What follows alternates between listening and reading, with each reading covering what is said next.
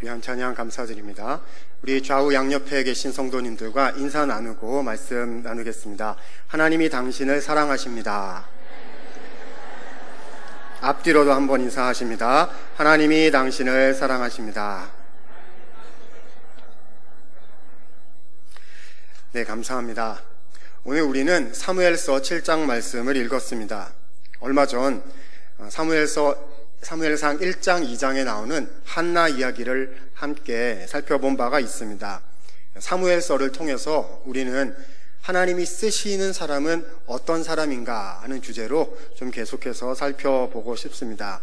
지난 시간에 우리가 배웠던 내용, 한나 이야기를 통해서 배웠던 중요한 교훈이 있었습니다. 바로 하나님 앞에 교만하면 낮추시고 주님 앞에 겸손하면 높이신다 라는 원리였습니다.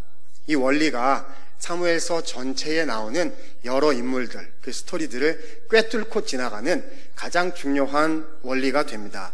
우리 주님은 아무리 높은 지위에 있는 사람이라 하더라도 교만해지면 사정없이 낮추시고, 아무리 가진 것 없는 사람이라 할지라도 주님 앞에 겸손히 엎드리면 주님의 방법과 때를 따라 들어 사용하시는 것을 우리는 계속 보게 됩니다.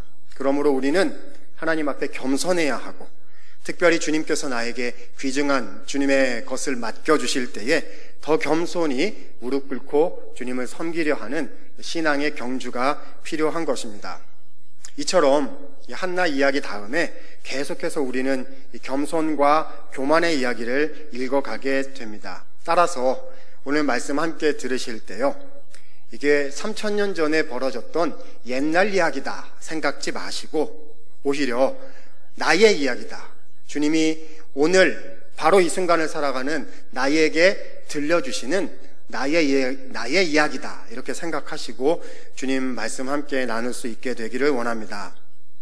먼저 오늘 본문 말씀드리기 전에요, 이 사무엘서 7장 말씀드리기 전에 앞에 나온 몇 가지 얘기를 우리가 좀 간단히 생각해 볼 필요가 있습니다.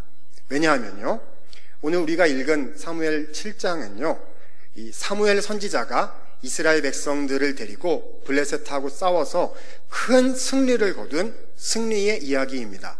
그런데 이 얘기는요, 앞에 2장, 3장, 4장, 5장, 6장에 이스라엘 백성이 철저하게 실패했던 얘기들하고 정확하게 비교가 되고 반대가 되는 얘기거든요. 그러니까 어떻게 이겼냐 하는 것을 알기 위해서는 도대체 어디서 실패했었냐 하는 걸 알아야 어떻게 이겼는지를 또한 알게 되는 것이기 때문입니다.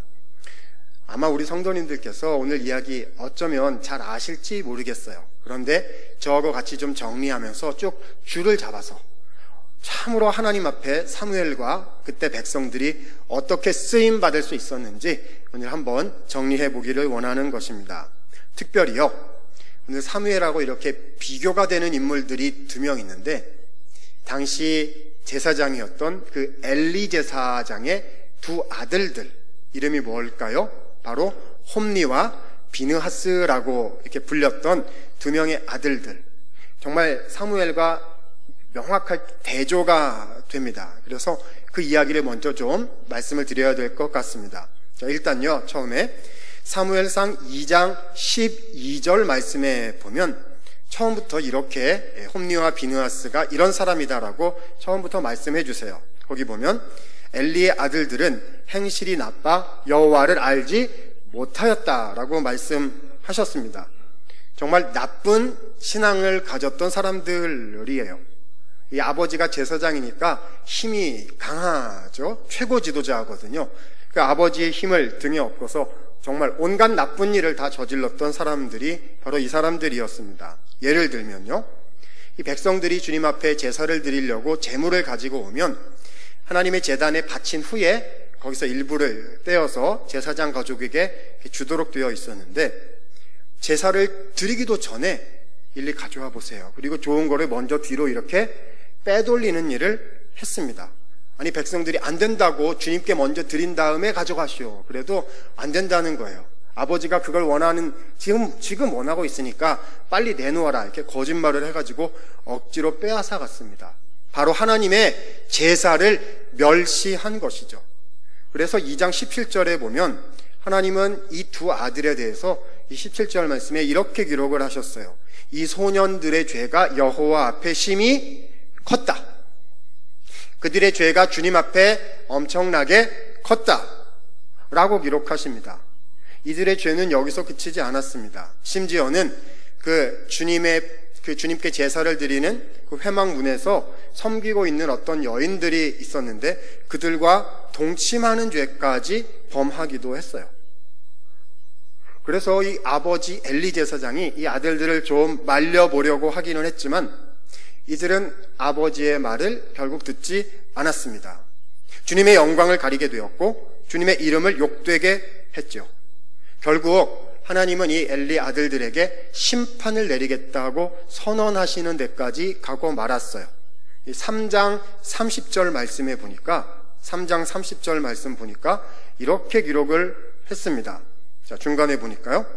예전에는 내가 너의 집과 너의 조상의 집이 영원하리라고 말하였으나 이제는 그렇게 하지 않겠다. 왜냐하면 자, 그 다음이 중요하죠. 끝에가 중요합니다. 나를 존중히 여기는 자를 내가 존중히 여기고 나를 멸시하는 자를 내가 멸시할 것이기 때문이다. 무슨 말씀일까요? 이제 엘리 가문이 하나님을 멸시했기 때문에 하나님도 엘리의 가문을 멸시하고 낮추시겠다는 말씀인 겁니다. 그래서요 2장 34절 말씀 보면은요 이렇게까지 기록을 하셨어요. 내가 너의 두 아들 홈니와 비느하스가 한 날에 죽도록 만들 것이다. 그들이 주님의 말씀을 어겼기 때문에 하나님은 그 두 아들을 한꺼번에 죽이시겠다라고까지 하신 거죠. 사랑하는 성도 여러분, 만약에 우리가 엘리이면 이 말씀을 듣고 어떻게 해야 할까요? 만일 우리가 홈니와 비느하스라면 이런 엄중한 주님의 경고를 듣고 어떻게 해야 될까요? 어쩌면 우리는 그 자리에 엎드려서 주님께 회개했을지도 모르겠습니다. 하지만 안타깝게도 엘리는 주님 앞에 돌이키지 않았어요. 이미 그 엘리의 마음이 하나님 앞에 이미 교만해져 있었던지도 잘 모르겠습니다. 당사자인 홈니와 비느하스는 돌이킬 생각이 아예 없었죠. 그래서 그들의 집은 교만의 길로 달려가고 말았습니다. 이걸 어떻게 알 수 있느냐 하면요 4장 이후에 나타난 이어지는 스토리를 보면 잘 알 수가 있습니다. 여러분 보시면요 4장에 보면 무슨 장면이 나오느냐, 이스라엘 백성들이 블레셋이라는 옆에 있었던 그 이방 민족하고 전쟁을 벌이는 그런 장면이 나옵니다. 당시 블레셋이 이렇게 많이 힘이 세고 강성했기 때문에 와서 이스라엘 백성들을 이렇게 괴롭히는 때가 많이 있었습니다. 그래서 지금 전쟁이 벌어진 거죠. 그런데 전투에 나가자마자 이스라엘 백성들이 졌어요. 그래서 4,000명이나 되는 사람들이 죽었습니다. 패배한 거죠. 그러니까 이스라엘 백성들이 너무 충격을 받아서 도대체 어떻게 하면 될까 막 고민을 하다가 꾀를 냈습니다. 어떻게 했느냐? 저기 저 실로에 가면 지금 엘리 제사장과 그 두 아들이 모시고 있는 하나님의 법궤가 있다. 그러니까 그 법궤를 모시고자라는 나름대로의 전략을 세웠던 것입니다. 이것이 4장 3절 말씀에 나오는데요. 4장 3절 중간에 보니까 이런 말씀이 있어요. 여호와의 언약궤를 실로에게서 우리에게로 가져다가 우리 중에 있게 하여 우리를 우리의 원수들의 손에서 구원하게 하자. 뭘 모셔온다고요? 법궤요. 하나님의 법궤를 모셔와서 승리를 거두자. 이런 계획을 세웠다는 겁니다. 자, 요거 조금 생각해 봐야 될 것 같습니다. 여러분, 한번 질문 드려볼게요. 여호와의 법궤가 무엇을 의미하죠? 여호와의 법궤가 뜻하는 게 무엇이죠? 하나님의 임재예요. 법궤 바로 그 뚜껑, 속죄소라고 불리는 그 법궤 겉뚜껑 위에 하나님의 임재, 주님의 함께하심. 그러니까 하나님이 어디 계신다고요? 법궤에 함께 계시는 거거든요. 그래서 이스라엘 역사에 보면요, 법궤를 모시고 가면 전쟁에서 이겼어요. 여러분 아마 기억하실 텐데요. 이스라엘 백성들이 가나안 땅에 들어갈 때 요단강을 건너갔잖아요. 그때 이렇게 물이 갈라진 사건 알고 계시죠? 그렇죠? 그때 물이 어떻게 갈라졌죠? 제사장들이 뭐를 메고요? 법궤를 메고 그들의 발을 요단강에 이렇게 탁 집어넣으니까 물이 쫙 갈라졌어요. 제사장들이 갈른 거지만 사실은 누가 갈른 거죠? 법궤. 법궤에는 누가 계시다고요? 하나님. 그러니까 누가 가르신 거예요? 하나님이 가르신 거죠. 저 법궤가 강 가운데 서 있고 백성들이 다 지나갈 때까지 법궤가 요단강 한복판에 기다리고 있었어요. 법궤가 빠져나오니까 물이 이렇게 다시 덮였습니다. 법궤는요, 하나님의 임재를 뜻했고 또 승리의 상징이었어요. 나중에 가나안 땅에 들어가서 여리고성 전투를 했죠. 여러분, 여리고성에서 어떻게 이겼는지 알고 계시죠? 하루에 한 바퀴씩 여리고성을 돌았고 마지막 7째 날에는 7바퀴 한 다음에 소리를 지르니까 성이 무너졌잖아요. 근데 그게 그냥 뺑글뺑글 돈 정도가 아니고 무엇을 모시고 돌았을까요? 법궤를 모시고 돈 것이 핵심입니다. 그러니까요, 뺑글뺑글 돌 때 거기에 누가 임하셨다는 거예요?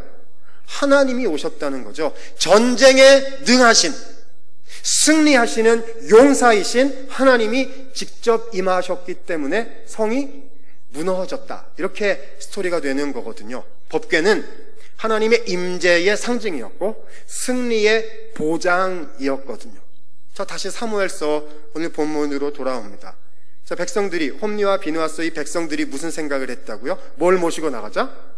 법궤를 모시고 나가면 요단강을 가르셨던 그 하나님, 여리고를 무너뜨리셨던 그 하나님이 우리와 함께 가셔서 우리는 전쟁에 이번에는 이기게 될 것이다. 이렇게 생각을 한 것이죠. 그런데요, 이런 백성들의 이러한 계획은 완전히 오산이었습니다. 왜냐하면 하나님은 지금 이스라엘 백성들을 도와주실 생각이 전혀 없으셨거든요. 왜 그렇죠? 누구 때문에요? 엘리 가문의 홈리와 비느하스 때문에 이미 심판을 내리고 실패를 경험하게 하시겠다고 이미 겹겹이 거듭거듭 말씀하셨었거든요. 그런데도 이스라엘 백성들은 이런 꾀를 낸 거예요. 사람을 보내가지고 실로로 왔습니다. 엘리는 나이가 많았으니 아마 젊었던 홈리와 비느하스와 이렇게 더불어 함께 의논하지 않았을까 싶습니다. 자, 법궤를 모시고 갑시다. 그러면 주님이 이기게 하실 겁니다. 그래서 홈리와 비느하스가 법궤를 내줬어요. 그리고 심지어는 같이 이 전쟁에 참전해서 법궤를 모시고 따라 나가게 됐습니다. 제사장 가문이니까 모시려고 따라간 거죠. 성도 여러분, 다시 여쭤볼게요. 잘했습니까? 잘못했습니까? 아주 잘못했죠. 왜 잘못했죠? 알고 있잖아요. 주님이 뭐라고 말씀하셨어요? 내가 나를 멸시하는 너희를 멸시하겠다라고 이미 말씀하셨는데도, 그러니까 자기들과 함께 하지 않으시리라는 얘기를 들었는데도, 그럼에도 불구하고 법궤를 내주고 심지어는 모시고 용감하게 전쟁터로 갔단 말이죠. 사랑하는 여러분, 우리는 여기서 잠시 좀 생각해 봐야 될 것 같습니다. 도대체 무슨 생각으로 그랬을까요? 어떻게 주님이 말씀하신 것 뻔히 알면서도 법궤를 내주고 전쟁터에 따라갈 생각을 했을까요? 본문 자체에서 정확하게 설명하진 않기 때문에 좀 어렵습니다만은 앞뒤 말씀 가지고 우리가 추측해 볼 수 있을 거예요. 제가 본문을 읽어보니 이렇다 생각이 됩니다. 자, 이유는 뭐냐? 홈리와 비느하스가 하나님 그분을 어떻게 대해야 되는지 잘못 배운 거예요. 다시요. 홈리와 비느하스는 하나님께 어떻게 해드려야 하는지를 처음부터 잘못 배운 거예요. 자, 어디서 알 수 있느냐? 사무엘상 2장 29절에 보면, 2장 29절 말씀에 보시면요, 하나님이 엘리에게 이렇게 말씀하신 적이 있습니다. 2장 29절 중간에 보면 이런 말씀이 있어요. 엘리야, 너가 너의 아들들을 나보다, 여기 나는 하나님이에요. 너가 너의 아들들을 나보다 더 중하게 여기는구나 라고 주님이 평가하신 부분이 있습니다. 엘리가 자기 아들들을 하나님보다 더 중요하게 여겼다는 거예요. 무슨 말일까요? 아들들이 잘못했을 때 똑바로 하도록 훈육했어야 했는데 그렇게 하지 않았다는 거죠. 재물을 중간에서 뺏어가고 또 잘못된 사건을 저지를 때에 엄하게 꾸짖어서 하나님을 어떻게 섬겨야 하는지 가르쳐야 했다는 거예요. 근데 그렇게 하지를 않았다는 거죠. 여러분, 입장을 바꿔서 이 아들들, 홈리와 비느하스 입장에서 한번 생각해 보겠습니다. 그들이 이런 사건들, 아버지가 자기한테 하는 일들을 통해서 무엇을 배웠을까요? 아, 이렇게 살아도 괜찮은 거구나 라는 거를 배웠겠지요. 좀 더 정확히 말하자면요, 아, 우리 아버지가 우리한테 하는 걸 보니까 하나님보다는 내가 더 중요한 거구나 라는 것을 터득한 거예요. 주님이 우선이 아니라 내가 우선이구나. 내가 주님을 위해서 있고 내가 주님을 섬기는 게 아니고 주님이 나를 위해서 있는 거고 주님이 나를 섬기는 거구나 라고 생각하게 된 거죠.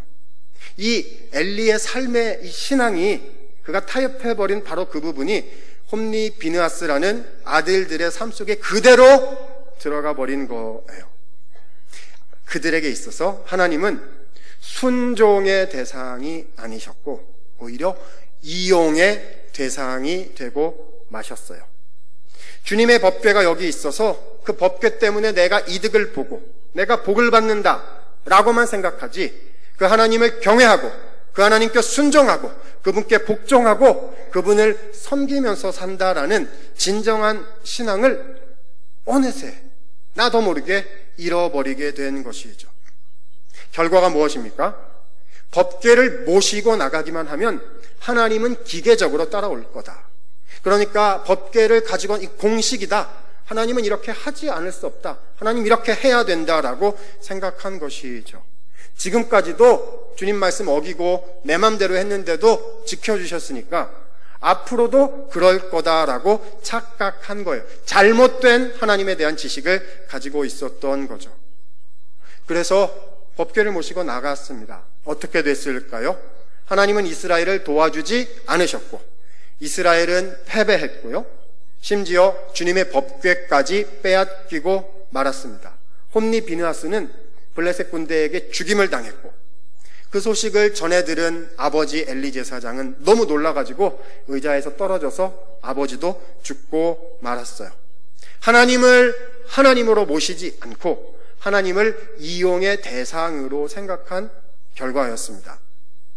사랑하는 여러분, 오늘 홈리와 비느하스의 얘기는요, 우리에게 아주 엄중한 신앙적인 경고를 던져주고 있다 생각이 됩니다. 주님의 법궤에 가장 가까이 살았던 한 가족이 주님으로부터 가장 멀리 떨어져 나가게 되었던 스토리를 우리가 보고 있기 때문입니다. 우리의 모습은 어떠합니까? 오늘 오후 예배에, 오늘 같은 주일에 오후 예배에 나오실 정도면 정말 참석하신 성도님들, 하나님을 사랑하고 교회를 사랑하시는 성도님들이신 줄로 압니다. 그런데요, 몸이 여기 와 있다 손치더라도 나의 마음이 정말 주님께 가까이가 있는가 하는 것은 별개의 문제일 수 있습니다. 나는 진정으로 하나님을 섬기고 있는지요? 나는 주님을 주인으로 모시고 살아가는 그런 사람인지요? 혹시 하나님을 하나님으로 모시기보다는 하나님이 나를 위해서 무언가 해주시는, 내가 이렇게 하면 이렇게 해주셔야 되는 어떤 기계적인 시스템의 하나님인 것으로, 내 필요를 채워주는 하나님 정도로만 생각하고 있는 것은 아닐까요? 내 필요를 위해서만 하나님을 찾고, 그렇지만 진정으로 하나님을 섬기고자 하는 그 뜨거운 중심은 나도 모르게 점점 더 사라져가고 있는, 혹시 그런 상황은 아니신지요? 그렇다면 어떻게 해야 될까요? 하나님을 하나님으로 섬기고 우리가 홈리와 비느하스의 실수를 범하지 않고 오히려 사무엘과 같은 진정한 승리를 경험하기 위해서는 어떻게 해야 되는 것일까요? 오늘 7장의 본문 말씀이 그 해답을, 그 해결책을 우리에게 알려주고 있습니다. 이미 말씀드린 것처럼요, 이 사무엘 7장은 이제 블레셋 군대를 향해서 사무엘이 전쟁을 일으켜서 크게 승리하는, 지금까지 실패한 모든 것을 완전히 바꾸어 놓는 그런 얘기입니다. 자, 1절 말씀 보면 이렇게 기록한 걸 보게 됩니다. 자, 1절 말씀인데요, 같이 한번 읽어보실까요? 사무엘상 1장 7절 말씀, 우리 힘을 내서 같이 읽어보도록 하십니다. 시작. 기럇 여아림 사람들이 와서 여호와의 궤를 옮겨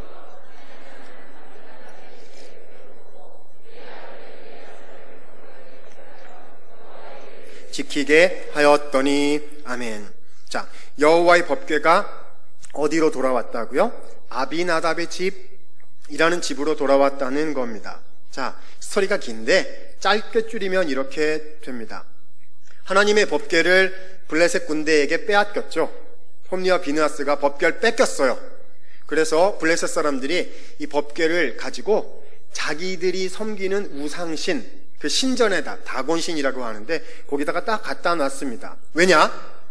왜냐하면요, 고대 사람들이 생각할 때 나라와 나라의 전쟁은 그 나라들이 섬기는 신들 사이의 전쟁이라고 생각했거든요. 누가 이겼다는 거예요? 그러니까 이스라엘 하나님을 자기들의 신이 이겼다, 이렇게 생각을 한 거죠. 그래서 자랑스럽게 주님의 법궤를 그 다곤신이라는 그 신의 신전에다 이렇게 갖다 놨어요. 근데 아침에 보니까, 하룻밤 지나고 아침에 보니까 어떤 일이 생겼느냐 하면 다곤신이 이렇게 목이 부러진 채로 하나님의 법궤 앞에 이렇게 엎어져 있는 거예요. 누가 이긴 거죠? 하나님이 이기신 거죠. 뭘 보여주시는 겁니까? 블레셋하고 이스라엘하고 싸워서 이스라엘이 진 것은 하나님이 진 것이 아니고 그것은 누구의 뜻이었다? 오히려 하나님의 뜻, 이스라엘을 벌 주시려는 하나님의 뜻이었다라는 걸 보여주는 거죠. 하나님이 승리자다, 이걸 보여주신 거예요. 블레셋이 겁을 먹죠. 그래서 법궤를 거기다 못 두고 여기다 뒀다가 저기다 뒀다가 이렇게 막 옮겨가는데, 근데 하나님이 법궤가 가는 곳마다 심한 재앙이 이렇게 내려오도록 하셔서 블레셋 사람들이 혼비백산해가지고 여기 옮겼다 저기 옮겼다 하다가 나중에는 어디로 돌려보냈어요? 이스라엘 쪽으로 이렇게 돌려보내는 그런 이야기가 나옵니다. 그래서 오늘 7장 1절 말씀이 뭐냐 하면 이 법궤가 이스라엘 지역으로 돌아왔는데 어디에 모셨다고요? 기럇 여아림이라는 곳에 아비나답의 집에 이렇게 잘 구별해서 모셨다라는 거죠. 원래는 어디로 돌아가야 되겠어요? 실로, 하나님의 집이 있었던 원래 장소로 돌아가야 되는데 거기로 못 돌아가고 지금 엉뚱한 그런 장소에 이렇게 모시게 됐다는 거예요. 그래서 어떻게 되느냐? 자, 7장 2절에 아주 중요한 말씀이 나오는데요. 자, 이 말씀 오늘 핵심 구절 중에 하나예요. 요거랑 요 다음 구절이 제일 중요한데요. 자, 7장 2절 같이 한번 읽어보겠습니다. 자, 읽겠습니다. 시작. 궤가 기럇 여아림에 들어간 날부터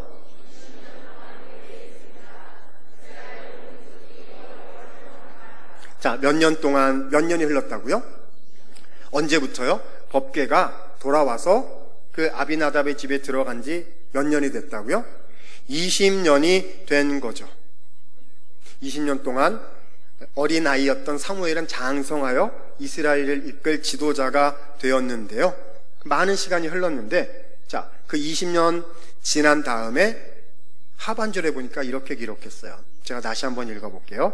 이스라엘 온 족속이 여호와를 사모하니라 하셨습니다. 자, 한번 따라 할까요? 이스라엘이 여호와를 사모하니라.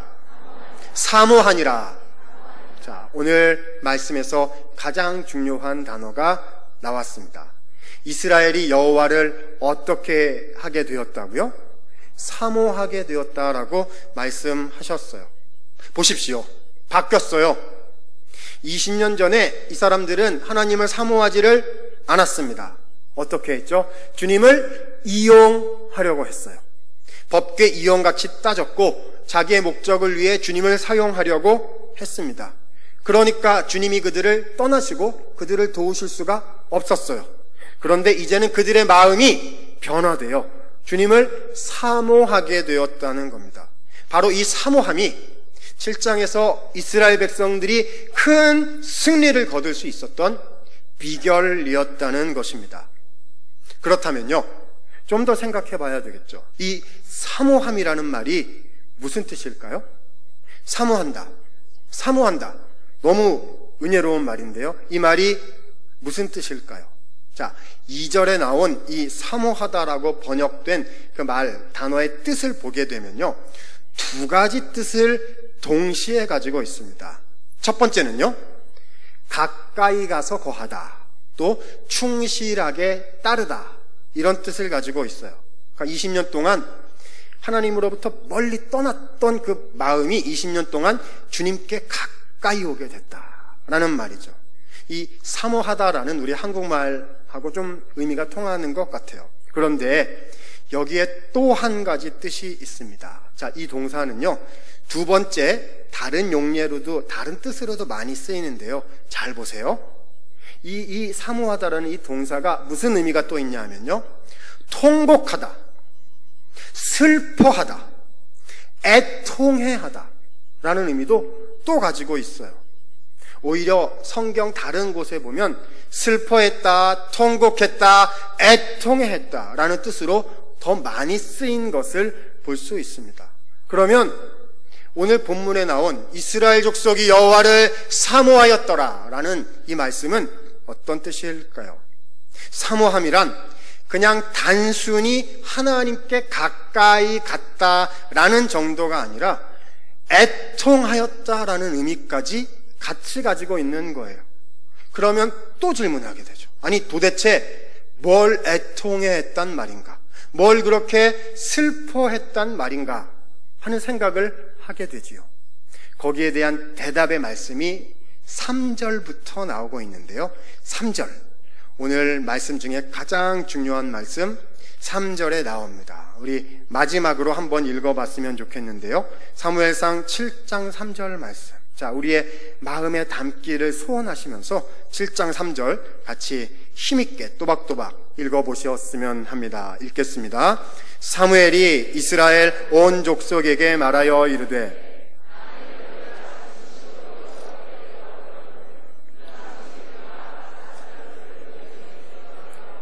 너희 마음을 여호와께로 향하여 그만을 섬기라. 그리하면 너희를 블레셋 사람의 손에서 건져내시리라. 아멘. 여기에 사모함과 애통함을 우리에게 설명하는 구절이 있습니다. 사무엘은 백성들에게 외쳤습니다. 너희는 전심으로 여호와께 돌아오라 라고 외쳤어요. 온 마음으로 주님께 돌아오라는 거죠. 다시 말해, 이 사람들이 그동안은 주님을 온 마음으로 섬기지를 않았었다는 겁니다. 우상을 섬겼다는 거죠. 바알을 섬기고 아스다롯이라는 우상을 섬겼다는 거예요. 여러분, 여기서 오해하시면 안 됩니다. 이스라엘이 우상을 섬겼다는 것은요, 하나님을 완전히 버렸다는 뜻이 아니에요. 이스라엘 백성은 그들의 역사 동안에 하나님을 이렇게 내다 버린 적이 한 번도 없었어요. 다만 하나님도 섬기고 우상도 같이 섬긴 거죠. 성전에 와서는 여호와 하나님이 나의 주님입니다 라고 말해놓고는 집에 돌아가서는 바알을 섬긴 거예요. 전통적인 신앙을 물려받아서 주님이 나의 왕입니다 라고 얘기했지만은 일상생활에서 필요할 때는 하나님은 뒷전이고 바알이 좋았던 거예요. 세상 말로 표현하면 양다리죠. 하나님도 좋지만 세상도 좋은 거죠. 좀 더 세밀하게 표현을 해보자면요, 말로는 하나님을 섬긴다고 말하면서 사실은 내 필요를 충족시키는 것을 1번으로 생각하는 삶, 나를 위해서 하나님을 좀 이용하고 싶어하는 그게 바로 우상숭배의 정의였거든요. 그런데 거기다 대고 사무엘은 외친 거예요. 이제는 그런 거짓 신앙, 양다리 신앙, 온전치 못한 신앙을 그치라는 거죠. 온 마음으로 주님께 돌아오라. 마음을 전부 다 주님께 드려라 라고 외친 거예요. 나의 필요, 나의 이익이 주인이 되는 삶이 아니라 하나님께서 주인이 되시는 삶을 살아야 된다고, 돌아오라고 사무엘은 외쳤던 것입니다. 이것이 바로 사모함이라는 단어의 의미예요. 사모함이란 그냥 주님이 필요해진 정도가 아닙니다. 물론 주님이 필요해지면 주님 찾아 나와야죠. 이것은 신앙의 출발이죠. 그런데 사모함은 그것을 더 뛰어넘는 진정한 신앙을 가리키는 말이에요. 뭡니까? 애통함입니다. 무엇을 애통해야 하는 거죠? 내가 그동안 주님을 온전히 섬기지 못했던 사실에 대해서 애통해야 하는 거예요. 주님이 내 주인이셔야 하는데 자꾸만 내가 내 주인이 되려고 하는 이 연약한 마음을 주님께 드리면서 그걸 놓고 통곡하고 회개하고 주님 돌이키기 원합니다라고 고백하는 것. 그것이 애통함이고 그것이 사모함인 거예요. 생각해 보세요. 20년 동안 법궤가 제자리에 있지 못하고 엉뚱한 곳에 가 있었어요. 주님을 이용하려고 했다가 블레셋에 패하고 주님의 영광은 바닥에 떨어지고 제사장 가문은 다 죽고 하나님의 이름은 찾아볼래야 찾아볼 수가 없어요. 20년이 지나면서 깨닫게 된 것이죠. 우리가 잘못했었구나. 우리가 주님을 이용하려고 했었구나. 주님의 능력만 붙잡으면 되는 거였는데 우리가 그렇게 하지 못했구나. 전심으로 주님을 섬기지 못했구나라고 깨달으면서 애통해하게 된 것이죠. 사모함이란 주님의 자리에 다시 모시고자 하는 마음이었던 거예요.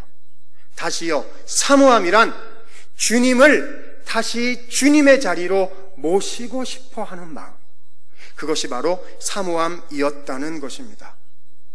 그래서 7장 3절 말씀 보니까 이스라엘 백성들이 우상을 다 제거하고 여호와만 섬기니라 라고 기록했어요. 6절 이하의 말씀에 보니까요, 사무엘이 명령했습니다. 미스바라는 장소로 다 모여라. 거기서 모여서 회개하기 시작했어요. 6절 말씀 보니까 백성들이 고백했어요. 우리가 여호와께 범죄하였나이다. 우리가 여호와께 범죄하였나이다 라고 고백했습니다. 자신의 힘으로 할 수 없음을 인정하고 하나님 말고 딴 것을 붙잡고 있었던 것을 고백하고 인정한 것이죠. 그리고 주님께로 정말 돌아온 것입니다. 진정한 회개를 한 것, 이것이 참 사모함이었다는 거예요. 사랑하는 성도 여러분, 이스라엘 백성들이 전쟁에 나가서 승리하기 위해 정말 준비해야 했던 것은 이 사모하는 마음이었습니다. 물론 전쟁에 필요한 것 준비해야 됐겠지요. 그러나 그거 가지고 이기는 것이 아니었습니다. 승리의 비결은 하나님을 사모하는 데 있었다는 거죠. 마음이 하나님께로 돌아가게 된 바로 그 믿음에 승리의 비결이 있었다는 거예요. 그래서 오늘 말씀 잘 살펴보면 이스라엘 백성들이 진짜로 회개했다는 몇 가지 결정적인 증거를 찾을 수 있습니다. 간단히 언급만 하면요. 첫 번째는 이번에는 법궤를 들고 나가려고 하지를 않았어요. 왜 그렇죠?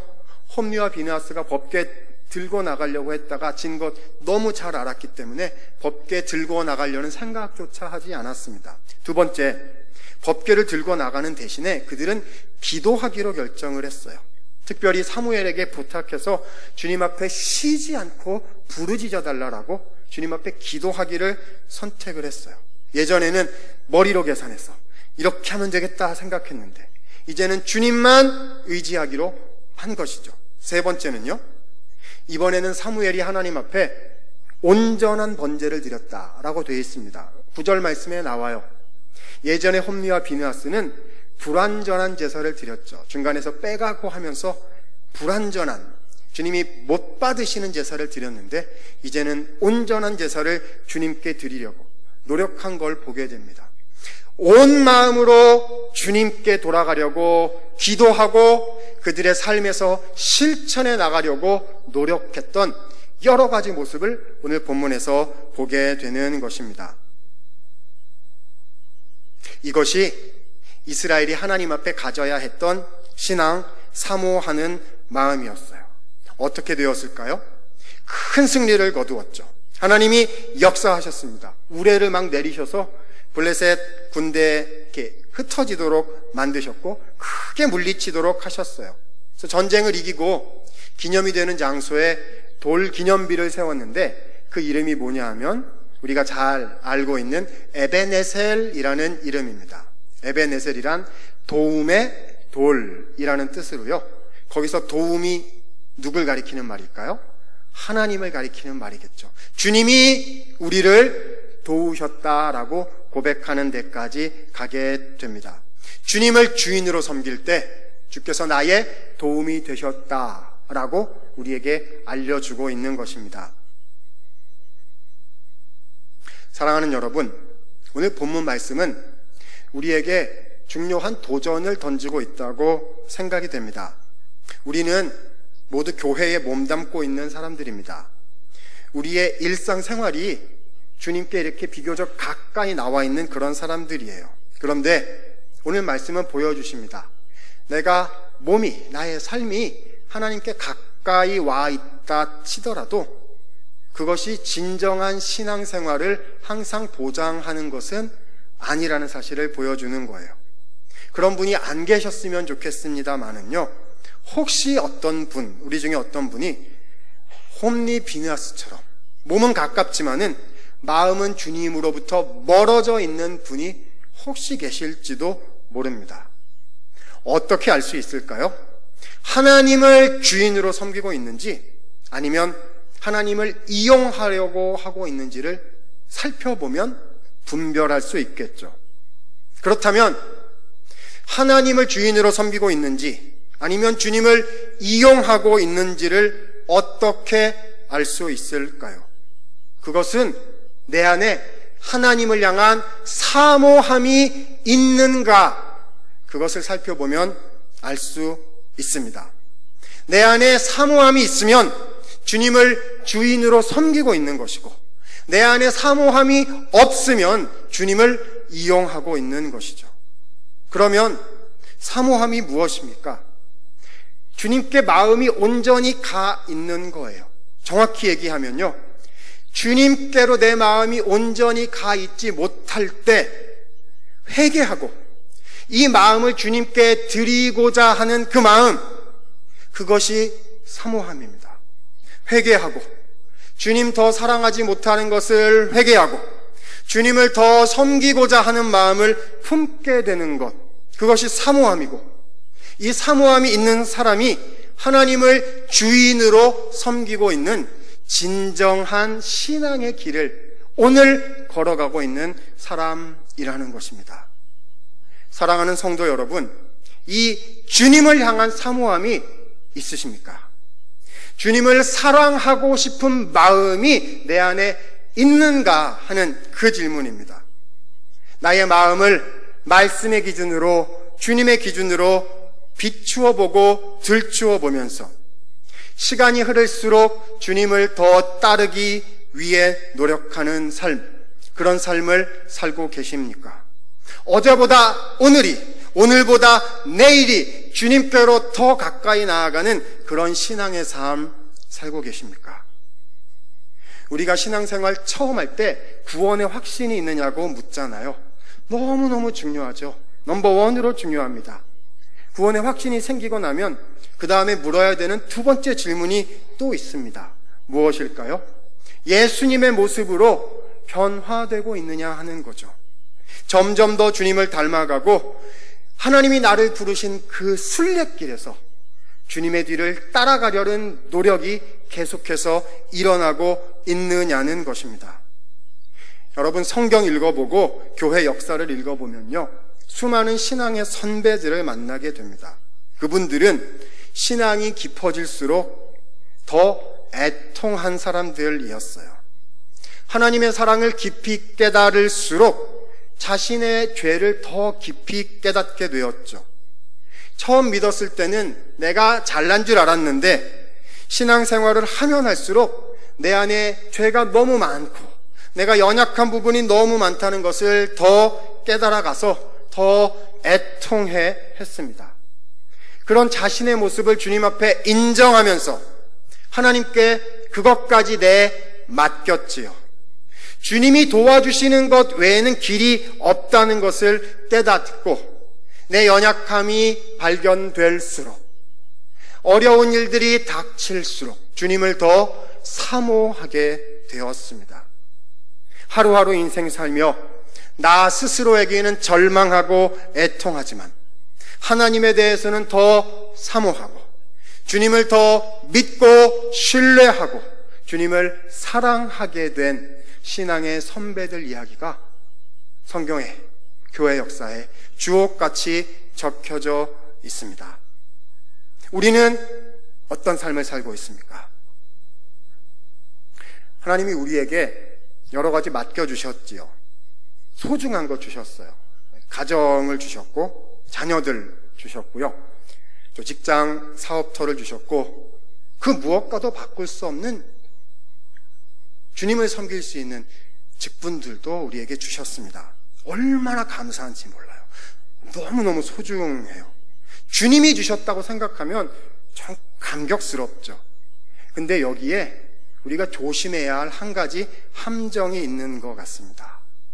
주님이 주신 이것들을 주님보다 더 사랑하게 될 때가 있는 것 같습니다. 왜요?